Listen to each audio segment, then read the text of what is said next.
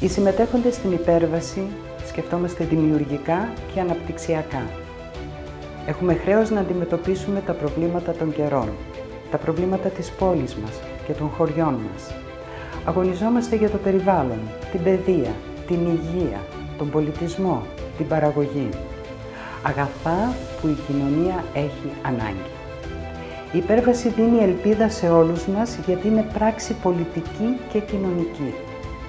Και όπως λέει ο ποιητής, εμείς δεν ξέρουμε τι είναι η ομίχλη. Εμείς που λες, όλα τα φτιάχνουμε στο φως.